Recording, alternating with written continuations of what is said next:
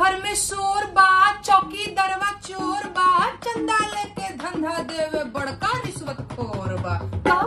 अरे देशवा में का बा? मोदी नाम है उसका, भारत माता की सेवा करना काम है उसका, कि जो ख्वाब अधूरा है उस ख्वाब को भी पूरा कर देगा। घाव तो भर दिया है, उसके निशान को भी भर देगा, कि एक पत्ता भी कोई हिंद का हिला ना सकेगा। देश के चप्पे चप्पे पर ऐसी चौकीदारी कर देगा। नमस्कार, मैं कवि बाला बिहारी। ये नेहा सिंह राठौर गा रही है कि देशवा में काबा। बताइए इसको भारत में, जो भारत आज पूरे विश्व का प्रतिनिधित्व कर रहा है, इस भारत में इस फुटपाथ छाप गायिका नेहा सिंह राठौर को कुछ नहीं दिख रहा है। नेहा सिंह राठौर पाकिस्तान चले जाओ, कि नेहा सिंह राठौर पाकिस्तान चले जाओ। शर्म नहीं आता है काबा काबा करने में, और खर्चा हमसे ले जाओ आए जो किराया लगने में। खर्चा हमसे ले जाओ आए जो किराया लगने में। गाने में नेहा सिंह राठौर कह रही है कि चौकीदारवा चोर बा, रिश्वत खोर बा। क्या नेहा सिंह राठौर जरा बताओ कि मोदी जी तुम्हारे बाप से रिश्वत मांगने के लिए गए थे, या फिर मोदी जी तुम्हारे दादा परदादा के जमीन पर कब्जा कर लिए हैं? क्या तुम्हारे गांव को मोदी जी ने अपने नाम से बैनामा करा लिया है? बताओ ना, किस आधार पर मोदी जी को चोर बोल रही हो, रिश्वतखोर बोल रही हो? मोदी देश के लिए, अपने मातृभूमि के लिए अपना घर परिवार सबका त्याग कर दिया। अभी पूरे देश को अपना परिवार मान लिया।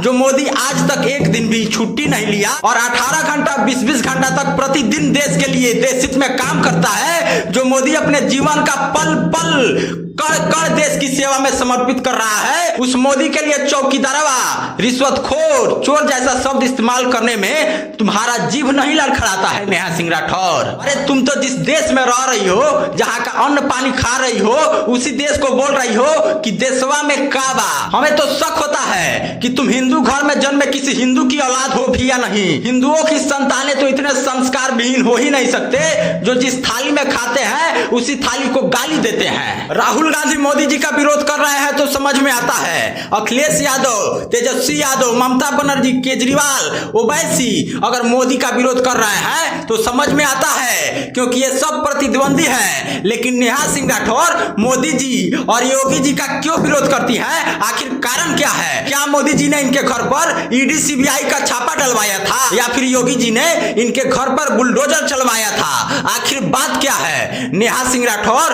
तुम कह रही थी कि जो मोदी का समर्थन करते हैं वो दरबारी कवि होते हैं। मैं मोदी जी का समर्थन करता हूं और मुझे गर्व है कि मैं एक सन्यासी रूपी राजा का समर्थन कर रहा हूं, जो मेरे देश की एकता, अखंडता, शौर्यता, मान सम्मान, मर्यादा, गौरव को बढ़ाने और सनातन धर्म के उत्थान के लिए कार्य करता है, जो अपने जीवन का 100% भारत माता के सुरक्षा के लिए देता है, जिसका कोई बेटा बेटी पत्नी भाई भतीजा प्रधानमंत्री का दावेदार नहीं है, राजनीति में नहीं है। उस चौकीदार का मैं समर्थन करता हूं, और इस देश की 140 करोड़ जनता समर्थन करके अपने आप को गौरवान्वित महसूस करती है। तुम्हारे जैसे नीच मानसिकता रखने वाले लोग जो सनातन हिंदू धर्म को गाली देते हैं, भारत माता को गाली देते हैं, उनके समझ में मोदी कभी नहीं आएगा कि मोदी कितना जरूरी है इस देश के लिए। समझी नेहा सिंह राठौर? सुनो, कविता की कुछ पंक्तियां सुनाता हूं, ध्यान से सुनना।